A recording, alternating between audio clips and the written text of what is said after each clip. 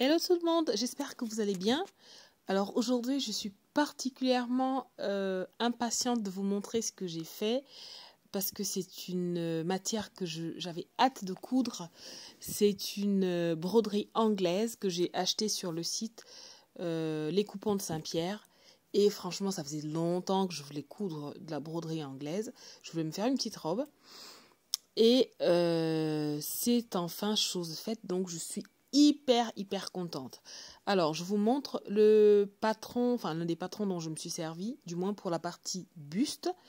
C'est un patron que j'ai déjà utilisé à maintes et maintes reprises. Je vous l'ai déjà montré dans ce petit bouquin que j'ai acheté il y a quelques années maintenant.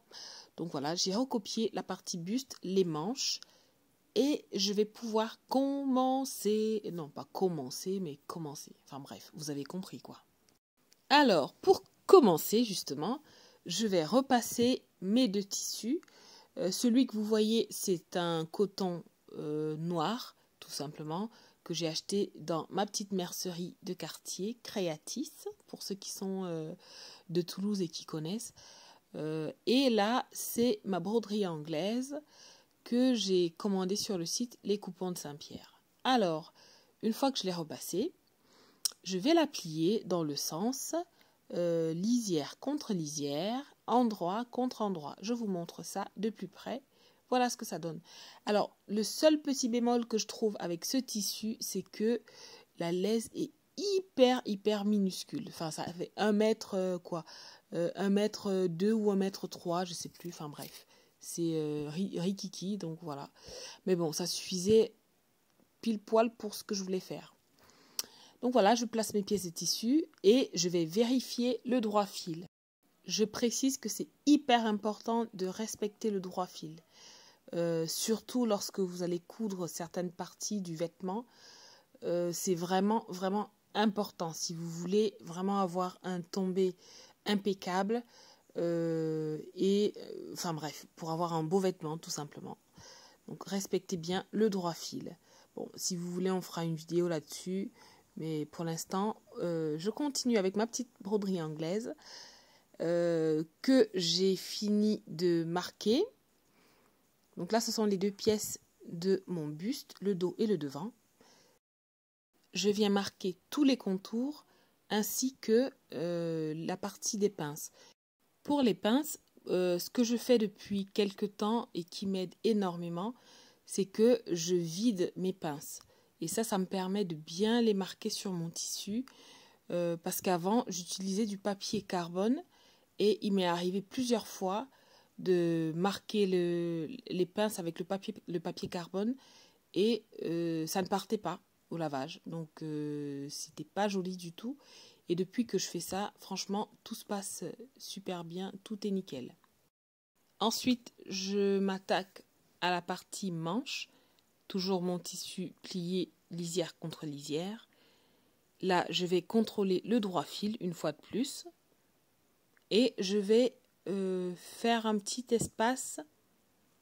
Voilà, je vais espacer légèrement les deux pièces de ma manche de 3 cm. Tout simplement parce que je veux un effet manche un peu bouffante, un peu bouffante tout simplement. Donc là, une fois que c'est fait, je vais tracer les contours, je vais marquer mes repères, notamment le milieu de ma manche. Je continue de tracer et je vais rallonger un petit peu cette fameuse manche de quelques centimètres. Là, c'est vraiment une totale improvisation. J'avais en fait ce modèle chopé sur Instagram que je voulais absolument faire. Donc voilà, j'ai essayé et puis on verra bien ce que ça va donner. Restez jusqu'à la fin de la vidéo. Alors, je découpe mes pièces de manches et je vais les mettre de côté. Comme je vous l'ai dit précédemment, pour les pinces, voilà comment je procède. Donc une fois que j'ai marqué un côté du tissu, ce que je fais, c'est que je retourne la pièce de tissu et je viens tout simplement poser mon patron sur le tissu et il me suffit de marquer les contours des pinces. Donc voilà, je vais le faire pour le devant. Allez, hop, je fais mon petit trait, 2 petits traits en dessous. Et là, je peux marquer tranquillement. Et je viens finir tout ça avec ma règle et ma craie. Donc depuis que je fais ça, j'ai vraiment plus de soucis. En plus, la craie s'en va au lavage. Même en tapotant dessus, ça s'en va. Et l'avantage, c'est que j'ai mes lignes de couture qui sont marquées. Et lorsque je vais épingler les pinces, ben je peux contrôler que je suis bien, que je le fais bien de manière droite, parce que mes épingles sont bien alignées sur la ligne que j'ai tracée précédemment. C'est pareil pour la ligne de couture. Je vais juste coudre sur cette ligne que j'ai tracée à la craie. Je viens donc épingler mes pinces jusqu'à l'extrémité la plus étroite et je vais faire ça pour toutes les pinces, puis je vais pouvoir passer à la couture. Pour coudre mes pinces, j'ai 2 techniques. Alors la première consiste à ne pas faire de point d'arrêt à la fin de la couture de la pince. Donc comme je pense que vous le savez, on coud une pince en partant de l'extrémité la plus large. Donc là, un point d'arrêt, c'est obligatoire pour que ça tienne. Et maintenant, vers l'extrémité la plus étroite, vous avez 2 options. Soit vous faites un point d'arrêt si vous arrivez à coudre droit et vous arrivez à faire en sorte que la couture ne soit pas bizarre et donc que ça ne fasse pas une bosse un peu disgracieuse. Soit, si vous n'y arrivez pas, vous coupez votre fil à environ 20 cm de la fin de la couture et vous faites 3 petits nœuds, puis vous coupez et en général ça tient.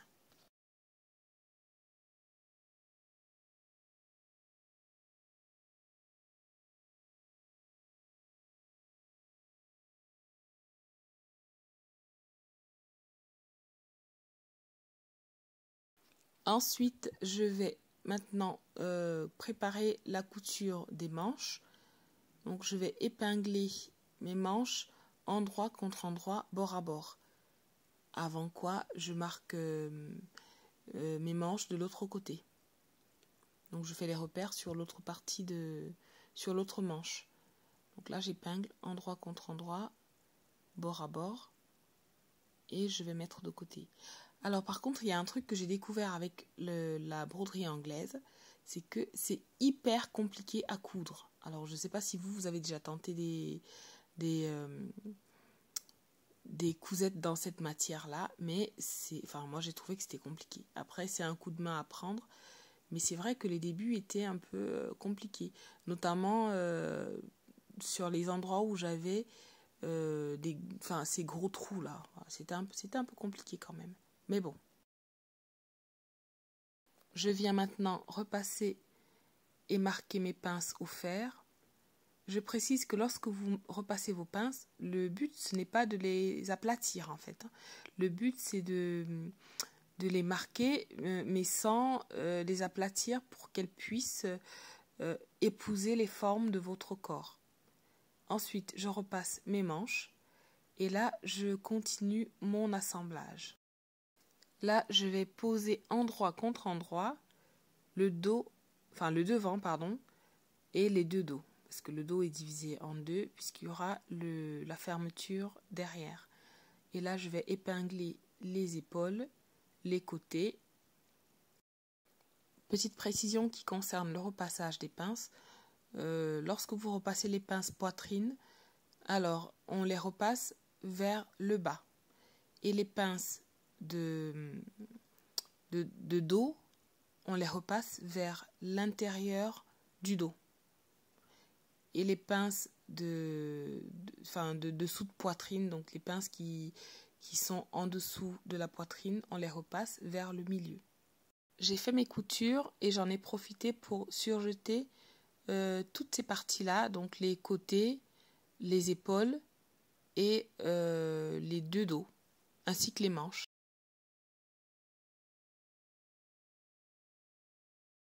Maintenant, je vais m'attaquer au premier volant de ma robe. Si vous avez bien regardé la photo tout à l'heure, je vais vous la remettre. Ma robe est composée de 2 volants. Pour le premier volant, je mesure la longueur totale du bas de mon buste et je vais multiplier cette longueur par 2. Et à cette mesure, je vais ajouter une valeur de couture. Ce sera 1,5 cm par 2, donc 3. Donc on est sur 1,5 m environ de longueur totale. Pour le deuxième volant, je prends la longueur totale du premier volant que je vais également multiplier par 2. Donc ça fera que le premier volant aura comme longueur 1,5 m et le deuxième volant 3 mètres. Pour la largeur de chaque volant, je suis partie sur un premier volant un peu plus court que le deuxième. Donc le premier volant qui mesurait 20 cm que je vous présente là. J'ai surjeté les deux extrémités et le deuxième volant mesurait 30 cm de hauteur. Alors pour le deuxième volant, j'ai fait le choix stratégique de couper la partie du bas de ma broderie anglaise, tout simplement parce qu'avec la broderie en dessous, j'ai pas besoin de faire d'ourlet. Donc je trouve que ça fait une meilleure finition.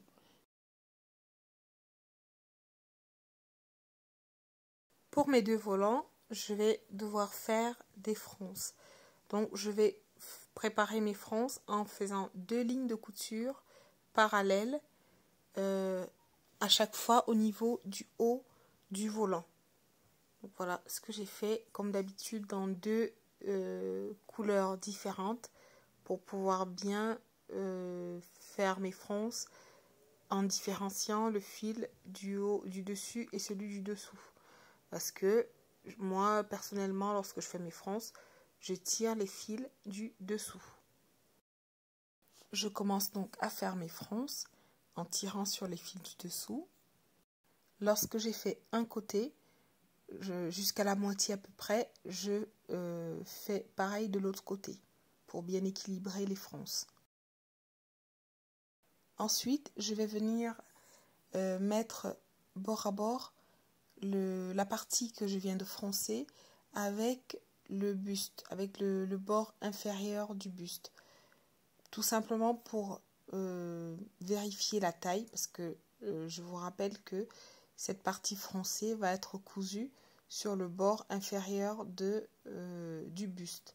Donc il faut que ces deux parties fassent la même taille.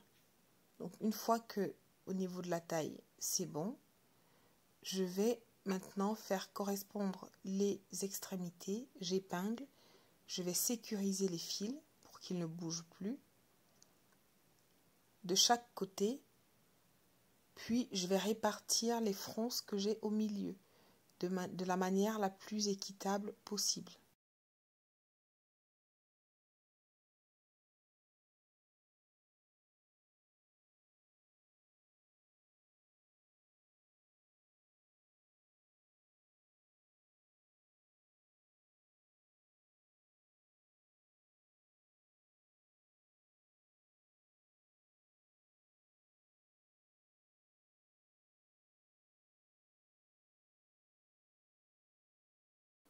Une fois que cette répartition est terminée, je vais épingler endroit contre endroit, bord à bord, les deux pièces de vêtements ensemble avant de passer à la couture à la machine. Cette couture, je la fais au point droit classique. Je commence par un point d'arrêt et je termine par un point d'arrêt. Ici, j'ai fait le choix de ne pas filmer cette opération parce que c'est quelque chose que j'ai déjà fait et refait dans mes vidéos précédentes. Donc, j'ai estimé que ce n'était pas la peine de refaire un film là-dessus. Alors, une fois que j'ai cousu, je vais maintenant me débarrasser de mes fils de fronce. Je vous montre comment je fais. Pour ce faire, je vais couper les fils de canette, donc le fil de dessous sur lequel j'ai tiré tout à l'heure pour faire les fronces.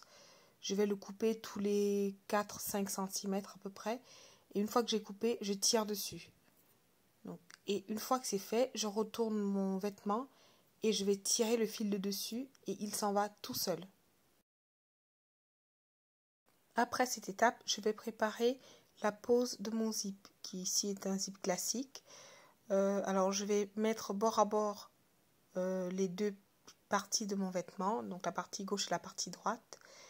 Et je vais venir marquer la fin du zip. Donc une fois que j'ai marqué cette partie-là, je vais épingler le reste pour pouvoir faire mon point de couture à la machine et fermer le reste du vêtement. Donc voilà, c'est fait. Maintenant, cette partie-là, je vais venir la coudre au dernier volant de ma robe. Pour le dernier volant, j'ai fait la couture de milieu dos. J'ai fait mes deux coutures au point droit parallèle pour pouvoir former mes fronces. Donc là, je forme mes fronces en tirant sur les fils de canette comme j'ai montré précédemment. Et maintenant, je vais faire correspondre le dernier volant et le premier volant. Donc les dimensions doivent être identiques.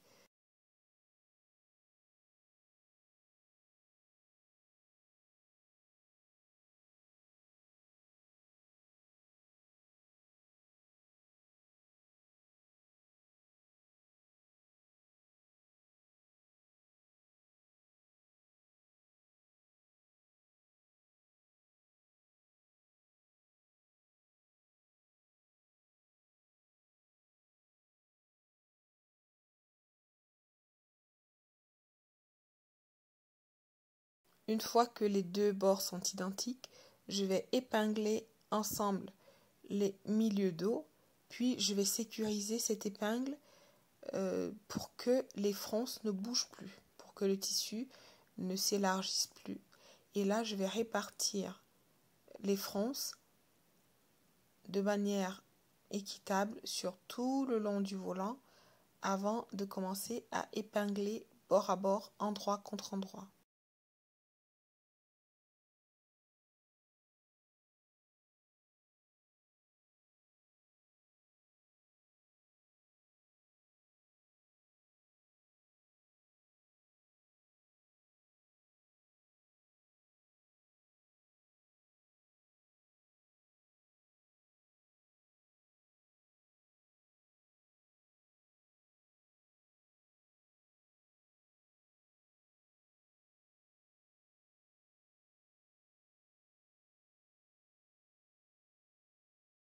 Alors là, je vous montre la couture du deuxième volant au point droit, tout simple.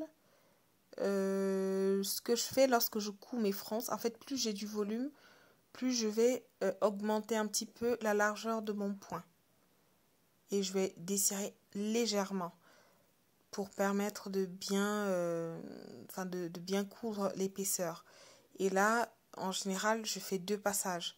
Donc là, j'ai pas fait deux passages, j'ai fait un premier passage et j'ai fait le deuxième à la surjeteuse. Alors, je ne l'ai pas encore fait là, mais je vais le faire. Je vais faire un passage à la surjeteuse, aussi bien pour le premier que pour le second volant. Et là, je défais mes fils de fronce et je vais préparer la pose de mon zip. Pour cela, je vais tracer une ligne à 1,5 cm de chaque bord de ma robe. Puis, je vais venir marquer, je vais plier sur cette ligne et je vais marquer au fer à repasser.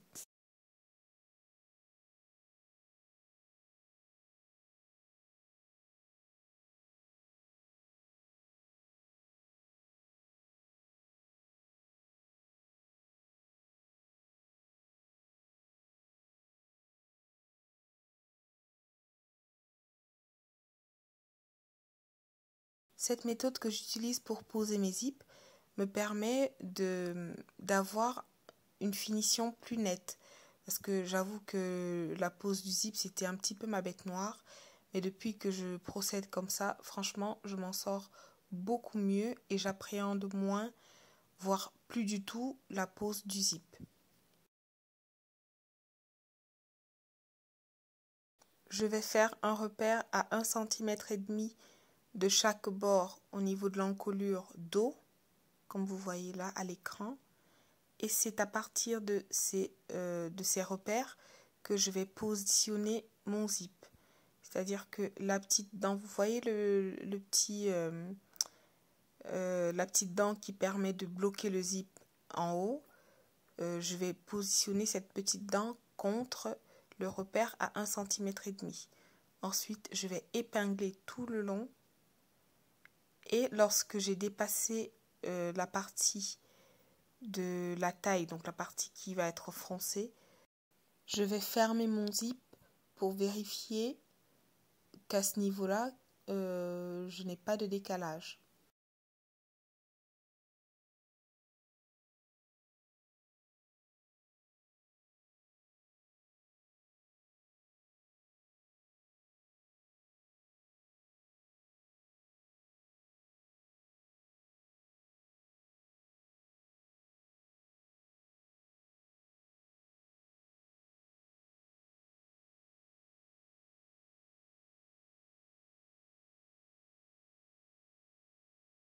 Une fois que j'ai vérifié qu'il n'y a pas de décalage, je vais venir faire un bâti à la main, tout simplement pour maintenir ensemble les épaisseurs et pouvoir coudre mon zip plus sereinement. Entre-temps, j'ai préparé la doublure du bas de ma robe parce que je ne vais doubler que le bas. Donc dans un petit volant aux mêmes dimensions que le premier volant, mais un peu plus long.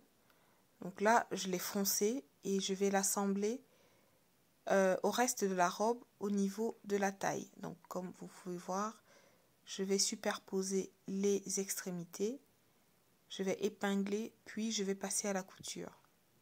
Et je fais cette opération avant de coudre le zip.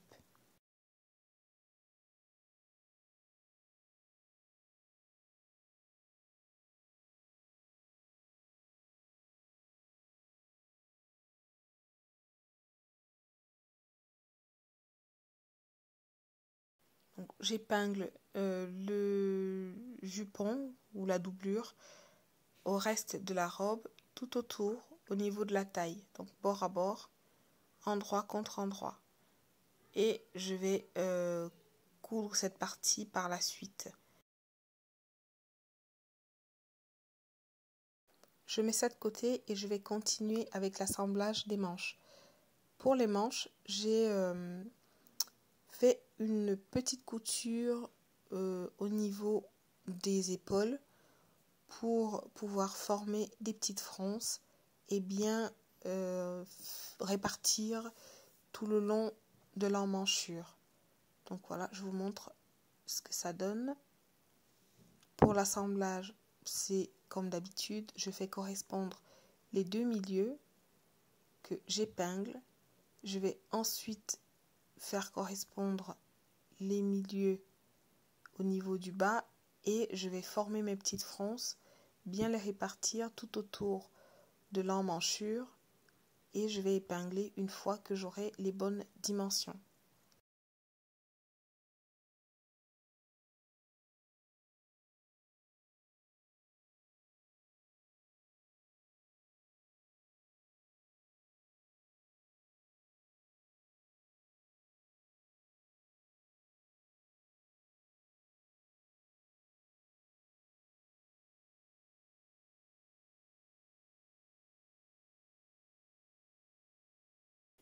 Je répète l'opération au niveau de la seconde manche et je passerai à la couture par la suite. Alors ici, je vous montre la couture de mon zip, tout simplement au point droit, à 0,5 cm des dents du zip, sans même changer le pied de biche. Une fois que j'ai fini ma couture, j'enlève les fils de bâti. Et là, je vous laisse deviner mon degré d'excitation. Alors, je suis tellement... Enfin, on dirait une enfant dans une boutique de bonbons. Enfin, bref. Je suis très contente parce que ma robe commence à prendre forme et je suis impatiente de voir le résultat. Alors, pour la suite, je vais venir retirer les fils de France de la doublure. Ensuite, je vais m'occuper de faire un petit point de couture à la main pour rattacher l'extrémité les deux extrémités de ma doublure à l'envers de ma robe. Alors, je ne sais pas comment vous expliquer ça. Regardez, j'espère que vous comprendrez. Pour cette partie, j'ai dû un peu bricoler, bricoler parce que je ne savais pas trop comment faire. C'était la première fois que je devais doubler un vêtement uniquement à partir de la taille et je me suis rendu compte que c'était pas si facile que ça. Donc j'ai fait ce point à la main des deux côtés pour coudre ensemble l'extrémité de la doublure au dos de la fermeture. Donc voilà, c'est tout ce que je peux dire. Si jamais vous faites le modèle, vous comprendrez de quoi je parle. Si vous ne le faites pas, eh bien, vous n'aurez pas à le comprendre. Alors, une fois que c'est fait, je noue mes fils, puis je coupe les excédents. Et là, je vais préparer les parmentures.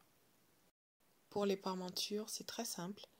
Je prends mes patrons, je pose sur mon tissu plié dans le sens lisière contre lisière, toujours en respectant le droit fil. Et je vais venir faire ces contours-là, donc le contour au niveau encolure et au niveau de l'épaule. Ensuite, à l'aide de ma règle japonaise, je vais marquer un arc de cercle à 5 cm du bord de l'encolure, de cette façon-là, puis je retrace et ça me permet d'avoir mes parmentures dos et devant que je vais découper. Et je précise que pour la parmenture dos, je fais une ouverture tout simplement au niveau du dos.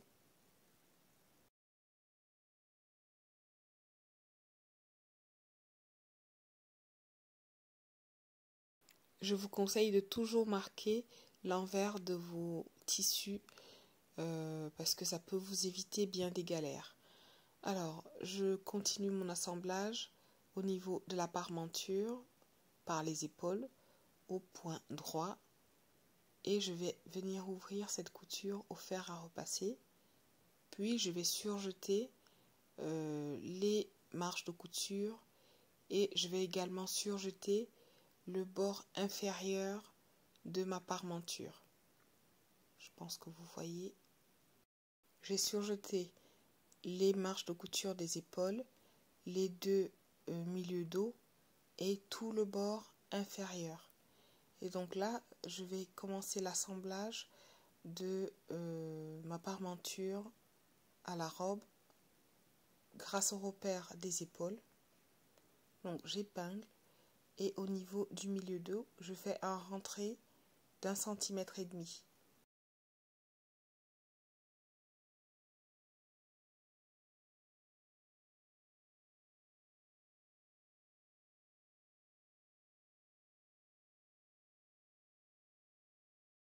Je vais coudre au point droit à 1,5 cm du bord supérieur en prenant le soin de retirer mes épingles puisque j'ai choisi d'épingler horizontalement. Donc je fais ma couture et au besoin je n'hésite pas à faire une deuxième couture par-dessus la première. Je termine par un point d'arrêt. Le rentré d'1,5 cm que j'ai fait au niveau de la parmenture, je vais vous montrer ce que ça donne une fois que c'est cousu. Ça permet une finition plus propre. Voilà, une fois que vous repliez la parmenture sur elle-même, ça donne ceci. Et après, il vous suffira de faire un petit point soit à la main, soit à la machine. Pour l'instant, je fais ma sous-piqûre au niveau de la parmenture. Donc je vais recoudre la parmenture et les marges de couture à 2 mm de l'encolure. Cette étape est vraiment indispensable lorsqu'on veut des finitions soignées et si on veut éviter de faire en sorte que la parmenture ne se voit de l'autre côté de la robe. Alors, ce que je vous disais tout à l'heure concernant la parmenture, donc là j'ai replié, j'ai fait ma sous-piqûre et maintenant je vais coudre là par-dessus la couture du zip. Je vais faire cette couture là au point droit et elle sera, en fait elle va se confondre avec la couture du zip. Entre temps, je dégarnis les marges de couture au niveau de l'encolure, je repasse, j'écrase bien pour donner la forme arrondie. Alors, la dernière partie de la confection de ma petite robe, c'est les manches. Alors, ce sont les manches où j'ai décidé de poser des élastiques, tout simplement pour avoir l'effet bouffant au niveau du bas de la manche. Donc, pour ça, j'ai mesuré directement sur moi la longueur de l'élastique, puis j'ai marqué les milieux et l'écart à la craie. J'ai surjeté le bord inférieur de la manche. Ensuite, j'ai marqué les milieux, l'écart comme j'ai fait pour l'élastique. Et là, je vais poser les élastiques en faisant correspondre ces repères-là.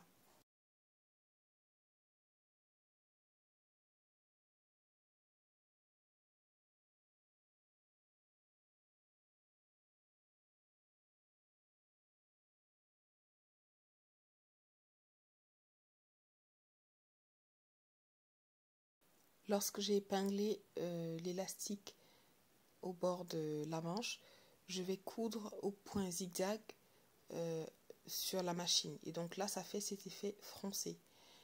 Et là, je vais faire un rentré donc, de la taille de l'élastique, donc d'1 centimètre à peu près.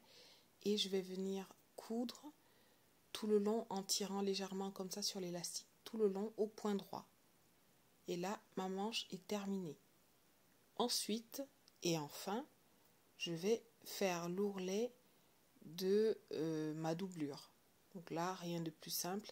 J'ai surjeté le bord inférieur et là, je plie à 1,5 cm de ce fameux bord et je vais coudre au point droit. Et voilà, ma robe est terminée et franchement, je suis hyper contente du résultat. Je pense que c'est un modèle que je vais refaire parce que je trouve qu'il est féminin, il y a une petite touche de sexy, mais pas trop. Et c'est vraiment très joli.